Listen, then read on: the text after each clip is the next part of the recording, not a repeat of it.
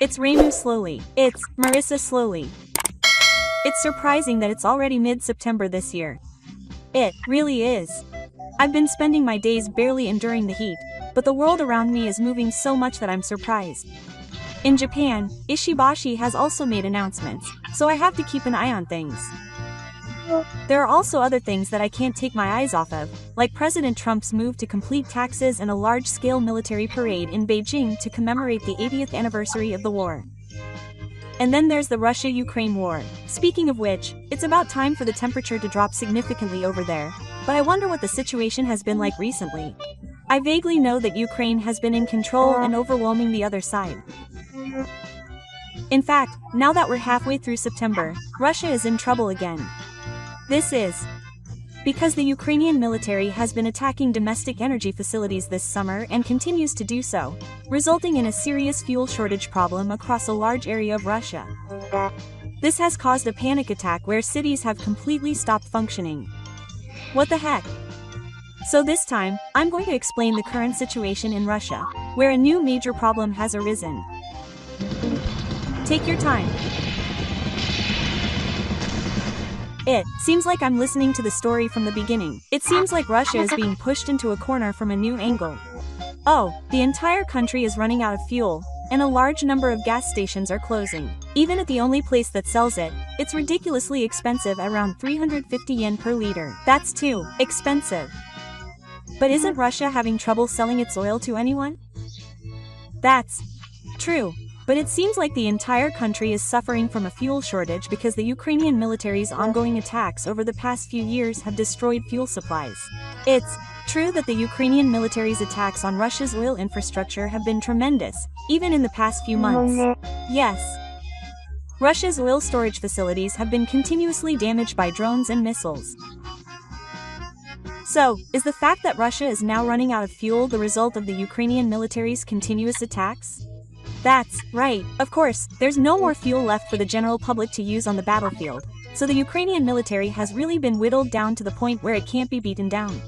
What kind of attacks have they been launching recently?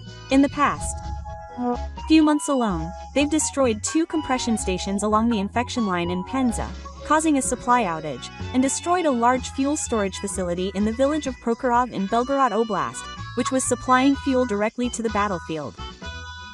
Just asking a few questions has given me a lot of new topics to talk about. There's more. In Uradimir, they destroyed a pumping station for a strategic fuel pipeline near a mosque. A fuel hub in an important location like Moscow would be destroyed. Isn't that pretty bad for Russia? Yes.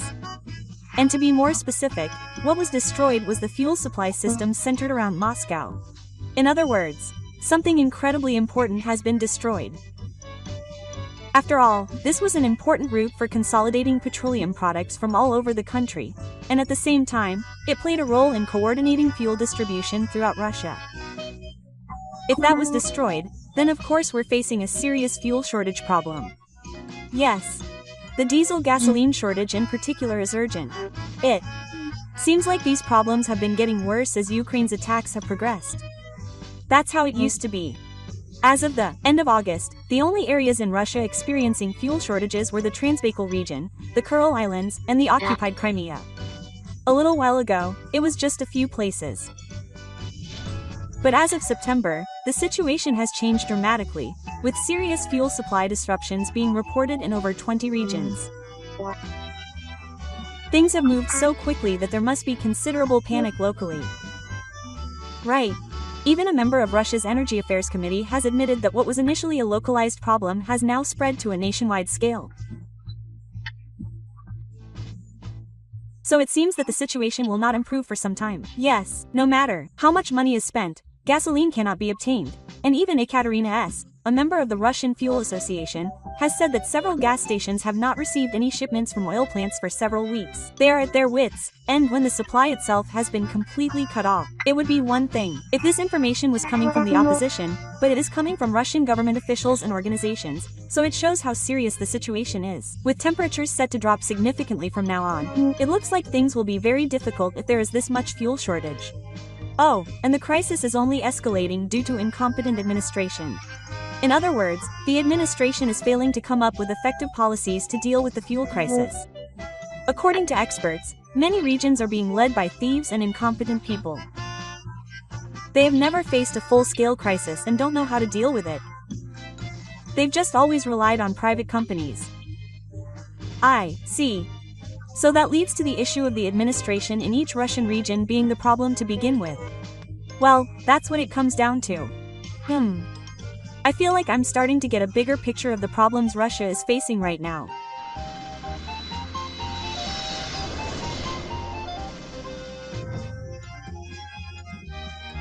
Something I noticed in your explanation is that the fuel shortage in SKVA must be a big problem for President Putin. You're right. Deaths have been an exception to various problems in the past, but with the current fuel crisis, even that last line of defense is starting to crumble.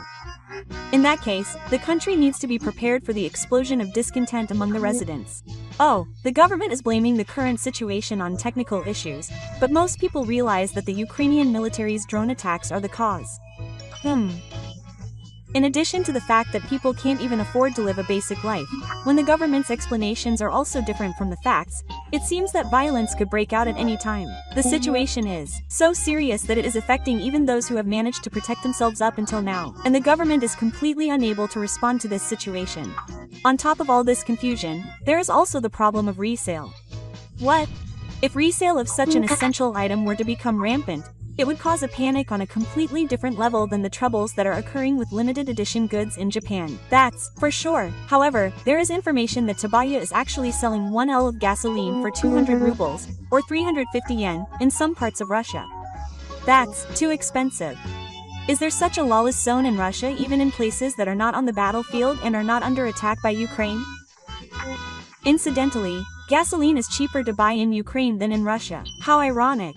Furthermore, Ukraine doesn't have any oil or power generation facilities. On the other hand, Russia was the world's largest energy producer. And yet, Ukraine is now in a position where it can provide cheaper gasoline. That's right. In addition to the physical damage, there must be a psychological humiliation as well. I see. Physical damage means things like cars not being able to move due to lack of fuel. Oh, and it's not just that it's difficult to move around.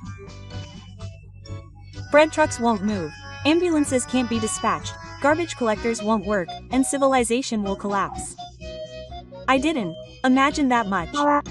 It's true that without fuel, the city's functions will gradually become less functional. In addition, the water and sewage systems that run on petroleum fuel will also stop working, and the collapse of urban functions is progressing from various angles. Water supply stopped, waste left unattended. This is unbearable for the citizens. By the way, I've been explaining the problems in the city so far, but what kind of situation is the Russian army on the battlefield without fuel? Of course it's in tatters. The Russian army's forward support system, especially the movement of soldiers in the intermediate zones connecting the front lines and supply bases, has been forced to stop functioning due to lack of fuel. When it becomes difficult to send supplies and soldiers to the front lines, the pace of the battle will shift even more towards the Ukrainian army. So, it seems that they've given up on moving by vehicle or motorbike, and are somehow making up for the gap by carrying ammunition and food on their backs or using horses and donkeys to transport them. What era are we talking about when we're talking about other animals? Conversely, from the Ukrainian military's perspective, the current situation may be a further opportunity. Perhaps that's why the Ukrainian military has started making big moves. For example, in parallel with the collapse of the supply war, the military launched a missile airstrike on the two Russian military headquarters that were leading the Pokrovsk offensive and defensive line. The fact that they were the two major Russian military headquarters means that they must have been quite important facilities. That's right, it's said that there's a very high possibility that Suman-class soldiers were stationed there. Furthermore, Pokrovsk, which was led by the Russian headquarters, is also an area that the Putin administration has currently designated as a top priority target. With no gasoline, of course, with no fuel, the operation can't go well, and they're continuing to be defeated by the Ukrainian military even in Pokrovsk. But once again, it's amazing that Russia is continuing the war when they're being defeated so one-sidedly and there's no hope of improving the situation. That's for sure.